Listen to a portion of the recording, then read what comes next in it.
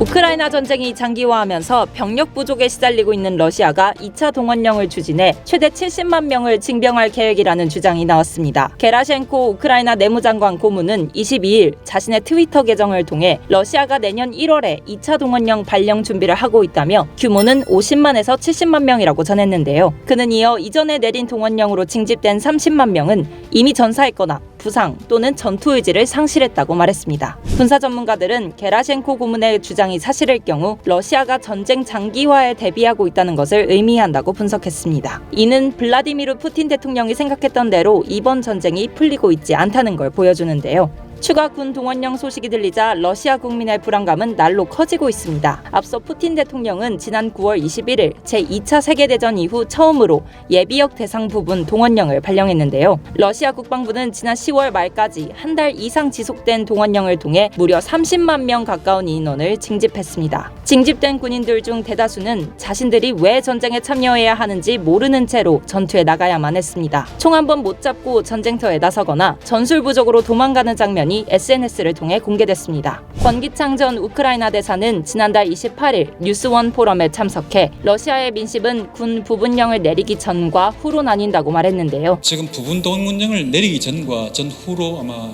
나눌 것 같아요. 푸틴 대통령이 9월 21일 러시아 부분 동원령을 내리면서 그때부터 러시아 국민들은 전쟁이 어떤 상황인지 이제 제대로 알기 시작한 겁니다.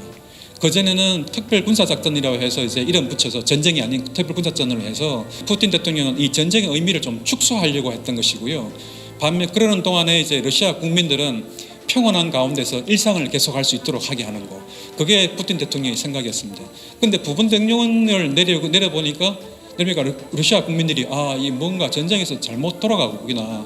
러시아가 고전하고 있고 러시아가 실패하고 있다는 걸 이제 알게 된 것입니다. 그래서 러시아 국내에서 굉장히 비판적인 여론이 많이 생겼습니다. 이어서 그는 러시아가 여자들의 나라가 되어가고 있다고 말했습니다. 젊은 남자들은 아예 거리라든가 카페라든가 이런데 아예 나타나지 않는다는 거죠. 그러니까 잡혀갈까 봐. 뉴욕타임즈에 보도하면 러시아가 지금 여자들의 나라가 되어가고 있다고 그런 표현까지 이제 좀 쓴 것인데 러시아 청년들은 막무가내로 전쟁터에 보내져 영문도 모른 채 전사하는 일이 다분해 러시아 국민들 사이에서는 이러다 러시아 남자들이 다 사라지는 거 아니냐는 말이 돌기도 한다는데요. 한편 미 재무부는 이날 우크라이나 구호를 위해 우리 돈 6조 1천억 원을 추가 지원한다고 밝혔습니다. 재무부에 따르면 지원 자금은 병원 의료진과 교사, 사회보장요원, 공무원을 위한 임금 지급 등 공공 서비스 부문에 쓸 예정입니다. 미국 정부가 이번 전쟁에서 우크라이나에 직접 제공한 재정 지원은 총 130억 달러, 한화 17조 6천억 원에 달합니다.